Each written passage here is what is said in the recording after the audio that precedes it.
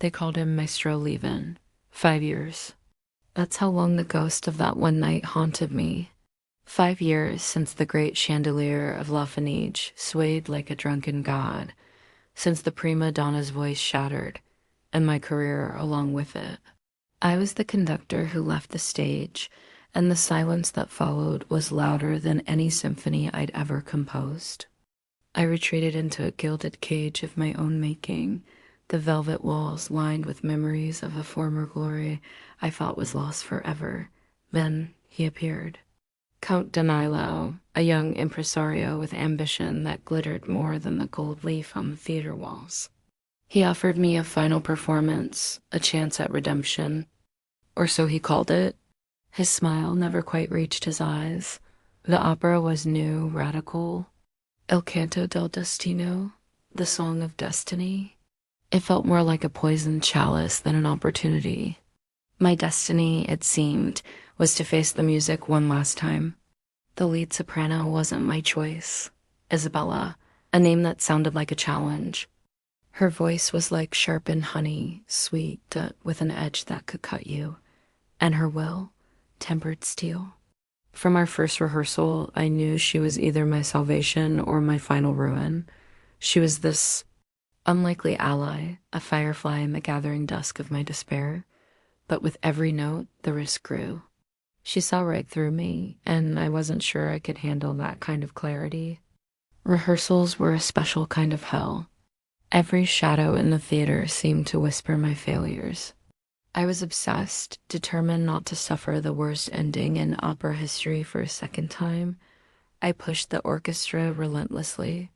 I challenged Isabella's every interpretation. I saw betrayal in every corner, especially in the eyes of the veteran cellist, a man who had played for me that fateful night. The past was a predator, stalking the badlands of my mind, hunting what little confidence I had left. One evening, under the flickering glow of the rehearsal candles, Isabella confronted me. She stood there in her costume, a gown of sapphire blue, looking like a piece of the midnight sky. "You were chasing the night, maestro?" she said, her voice soft but firm. "You are so afraid of the past, you cannot hear the music of the present." And in that moment, I understood. She was my lemonade, the bitter truth I needed to hear, but the sweetness that could revive a part of my soul I thought had withered away. It was a strange sensation, these symptoms of coming back to life. The drama backstage was becoming a full-blown opera of its own. I learned that a rival composer, funded by my old enemies, had planted a saboteur in my orchestra. They were determined to see me fail, to make sure Maestro Leven lived up to his name. The pressure was immense, a constant creep in the apartments of my mind, whispering that I was doomed to repeat my history. My sanity was fraying like an old score. The night of the performance arrived, and the air in La Fenice was electric. Even the Doge was in attendance. The weight of every expectation, every doubt, settled on my shoulders. As the overture began, a forgotten magic surged through my veins. For the first time in 5 years, I wasn't just conducting. I was alive in the music. The orchestra swelled. Isabella's voice was a beacon, and for a fleeting moment, I believed. Then, in the second act, I saw him, the cellist, my saboteur. He played a single, deliberate, dissonant chord, a subtle poison injected directly into the heart of my symphony, a creep right there in the open. This was it, the moment of sacrifice. My first instinct was to stop, to call it out, to surrender. But then I looked at Isabella. Her eyes, wide and trusting, were locked on me. In that split second, I made a choice. I wouldn't stop the music. I would command it. With a fierce glance, a silent order she immediately understood, I changed the tempo. I abandoned the score. I conducted not what was written, but what I felt, weaving that ugly, dissonant note into the fabric of the music itself. I turned the saboteur's poison into a moment of breathtaking, tragic beauty. It was a wild gamble, a spin of the wheel on a knife's edge, and Isabella, she soared.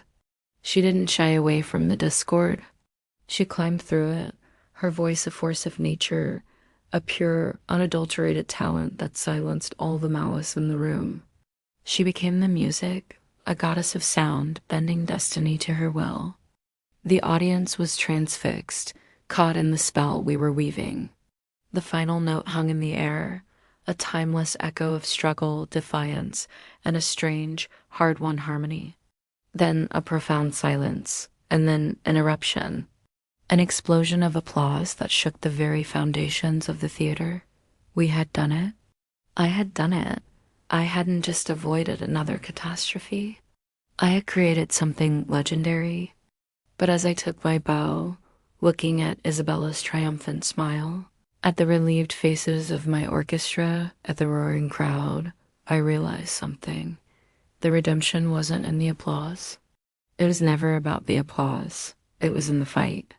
It was in facing the ghost and conducting my way through the darkness. I had given everything, and in doing so, I had learned that a man's legacy isn't defined by his fall, but by the courage of his final bow.